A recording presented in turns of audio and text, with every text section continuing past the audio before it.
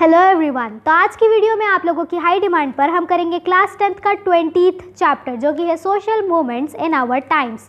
तो सबसे पहले मैं आप लोगों को बता दूं कि आप में से काफ़ी लोग पूछ रहे हैं कि इतना टाइम क्यों लगता है वीडियोज़ आने में। तो आप लोगों की क्वालिटी मेंटेन करने के लिए इतना टाइम लग जाता है और होपफुली आपके एग्ज़ाम्स आने तक हम सिलेबस को कवर अप कर लेंगे। और अगर किसी भी लेसन में आपको कोई भी डाउट है तो वो भी आप कमेंट सेक्शन में पूछ सकते हैं।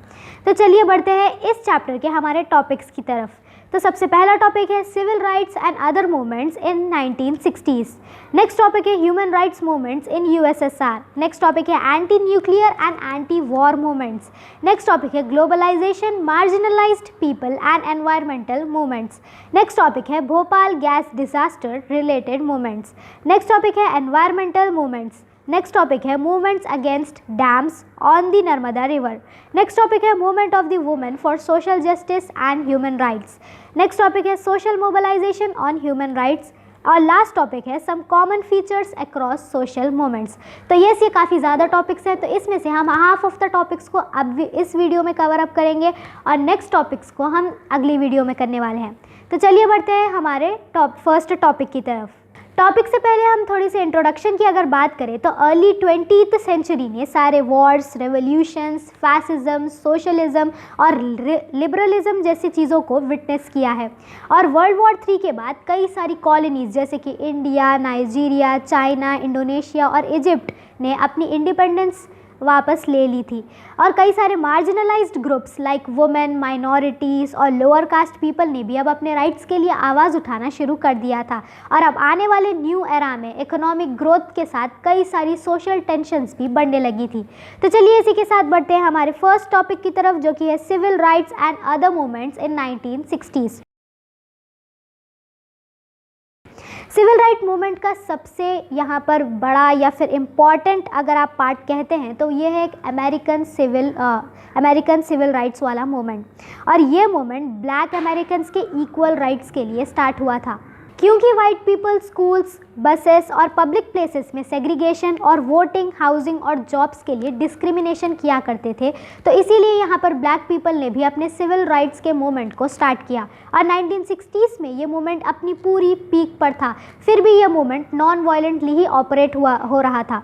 इस मूवमेंट का की इवेंट आया 1955 में, जब यहाँ पर बसेस में होने वाले सीट सेग्रीगेशन, यानी कि बसेस में सीट्स उस टाइम पर ब्लैक और वाइट के लिए अलग अलग रखी जाती थी।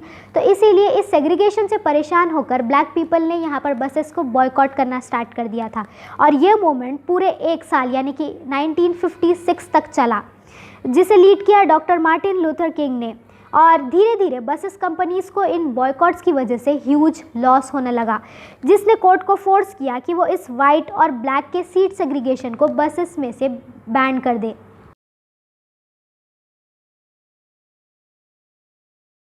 उस टाइम पर ब्लैक और वाइट चिल्ड्रन दोनों अलग अलग स्कूल्स में जाया करते थे। तो at the same time schools में होने वाले इस सेग्रीगेशन को एंड करने के लिए भी स्ट्रॉन्ग मूवमेंट्स होना स्टार्ट हो चुके थे। 28 अगस्त 1963 में 2 लाख से भी ज़्यादा लोगों ने वॉशिंगटन में मार्च की, demanding civil rights, full and fair employment, decent housing और राइट टू वोट, और एक ऐसा एजुकेशन सिस्टम भी जहाँ पर वाइट और ब्लैक्स एक साथ पढ़ सकें। डॉक्टर किंग ने इस पर अपनी famous I have a dream speech भी दी थी। और कई मुश्किलों के बाद ये लॉस पास हुए, जिसके बाद धीरे धीरे ये लॉस इम्प्लीमेंट भी किए गए और लोग वर्ल्ड वाइड इनके नॉन वायलेंट रिफॉर्म से इंस्पायर भी हुए।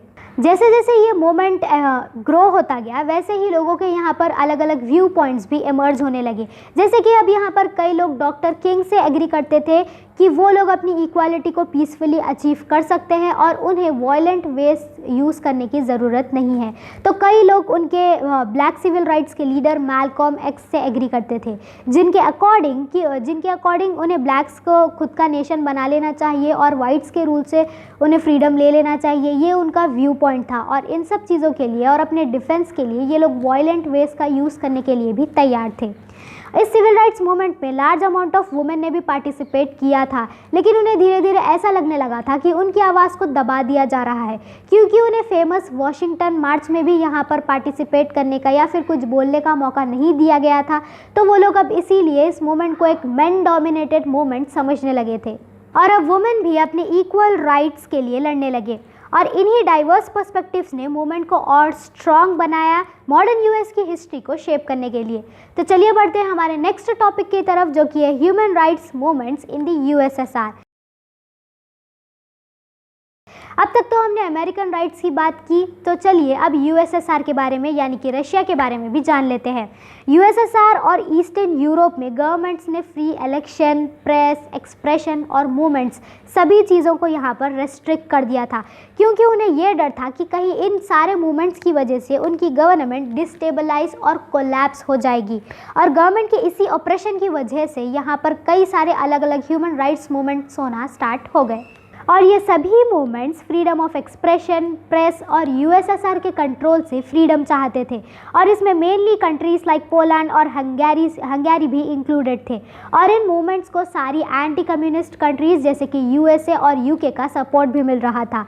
इन मूवमेंट्स के अलग अलग मोटोस थे, जैसे कि कुछ मूवमेंट्स चाहते थे कि लोगों को ज़्यादा से ज़्यादा फ्रीडम मिल जाए।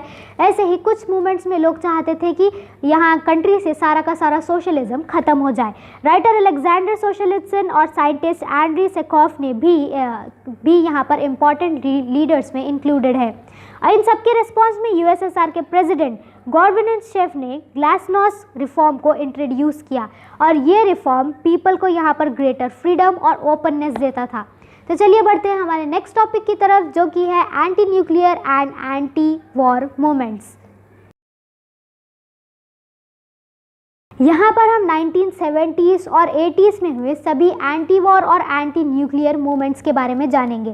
तो 1945 में हुए हिरोशिमा और नागासाकी के बॉम्बिंग्स को वर्ल्ड के पीपल आज भी नहीं भूल पाए थे, लेकिन फिर भी super powers like USA, USSR, Britain और फ्रांस ने न्यूक्लियर वेपन्स को बनाना बंद नहीं किया था, और उसे ये लोग डिफेंस के लिए जस्टिफाई कर रहे थे।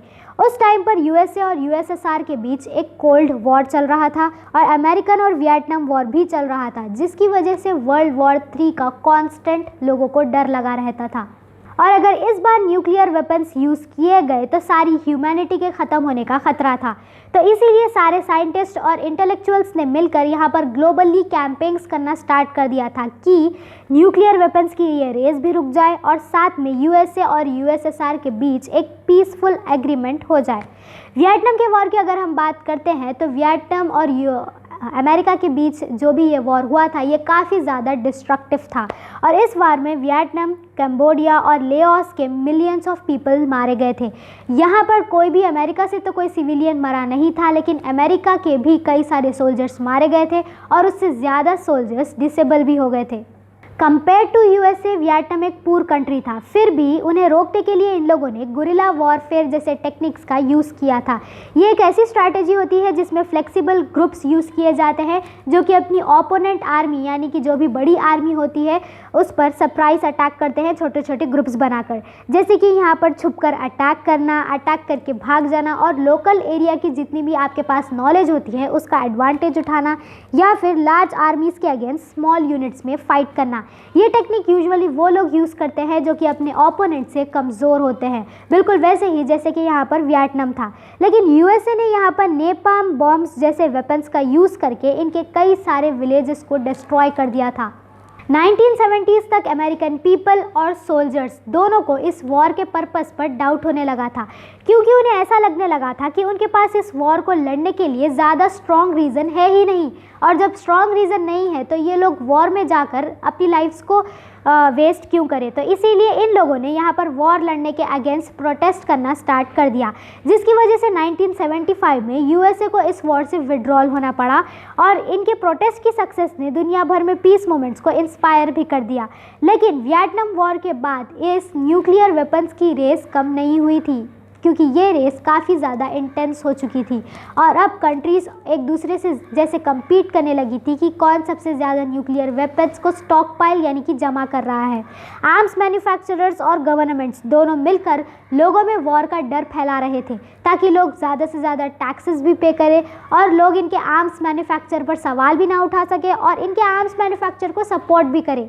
लेकिन धीरे धीरे मेनली यूरोप में लोगों को ये बात समझ में आने लगी कि ये न्यूक्लियर वेपन्स की रेस दुनिया के लिए कितनी ज़्यादा अनसेफ है, और इसी वजह से हमेशा एक डिस्ट्रक्टिव वॉर का खतरा इनकी कंट्रीज़ पर बना रहता था। सिर्फ इनकी ही कंट्रीज़ पर नहीं बल्कि उन दूसरी कंट्रीज़ पर भी जो कि इनके कॉन्फ्लिक्ट्स में इन्वॉल्व भी नहीं थी। तो जब पब्लिक को इस बात की रियलाइजेशन हुई तो इसी के साथ पब्लिक के प्रोटेस्ट भी बढ़ने लगे। प्रोटेस्ट के दो रीजंस थे। पब्लिक सबसे पहले चाहती थी कि ये न्यूक्लियर आर्म्स की रेस ख़त्म हो जाए और न्यूक्लियर वेपन्स रिड्यूस हो, और सेकंड रीज़न ये था कि पब्लिक चाहती थी कि इनकी कंट्रीज़ पीस के लिए नेगोशिएशन स्टार्ट कर दे। तो इसीलिए इस प्रेशर की वजह से यूएसए और यूएसएसआर ने स्ट्रैटेजिक आर्म्स लिमिटेशन टॉक्स यानी कि SALT की शुरुआत की, लेकिन ये ज़्यादा सक्सेसफुल नहीं हो पाया। तो इसीलिए फाइनली 1991 में स्ट्रैटेजिक आर्म्स रिडक्शन ट्रीटी यानी कि START साइन हुई, जो कि हिस्ट्री की सबसे बड़ी आर्म्स ट्रीटी बन गई। इसका इम्प्लीमेंटेशन 2001 तक हुआ, जिसके under 80% of strategic nuclear weapons remove कर दिए गए। इस न्यू स्ट्रैटेजी के इम्प्लीमेंट करने के कुछ टाइम बाद ही यहाँ पर USSR डिसॉल्व होकर रशिया स्टेट बन गया था, जिसके साथ ही एक डिस्ट्रक्टिव वर्ल्ड वॉर की थ्रेट एंड हो गई थी। लेकिन ये एक वायलेंस का एंड नहीं था जिसे ईस्टर्न यूरोप, इराक और अफगानिस्तान के वॉर्स ने बताया था। यूएसएसआर के लास्ट फेज में एक मेजर एक्सीडेंट हुआ था, यानी कि चेर्नोबिल न्यूक्लियर प्लांट में एक वास्ट एक्सप्लोजन हुआ था, जिसकी वजह से यहाँ पर यूरोप के लार्ज रीजन में कंटामिनेशन यानी कि हाई लेवल ऑफ पोल्यूशन का ये एक रीज़न भी बन गया था। और इस इंसिडेंट ने लोगों को बताया कि न्यूक्लियर वेपन्स कितने डेंजरस हो सकते हैं और इनकी वजह से यहाँ पर एनवायरनमेंट में भी कितना हार्म पहुँचता है, और इसके बारे में ग्लोबल अवेयरनेस भी लोगों के बीच बढ़ चुकी थी। इस इंसिडेंट ने लोगों को ये भी बता दिया था कि चाहे ये वेपन्स वॉर के लिए यूज़ हो या फिर पीसफुल पर्पस के लिए, ये डेंजरस भी होते हैं और एनवायरनमेंट के लिए सबसे ज़्यादा डेंजरस और हार्मफुल हो सकते हैं। तो बस आज की वीडियो में इतना ही, और नेक्स्ट वीडियो जो भी इस लेसन पर आएगी उस वीडियो में हम इस पूरे चैप्टर को कंप्लीट कर देंगे। तो मिलते हैं नेक्स्ट वीडियो में, तब तक के लिए बाय।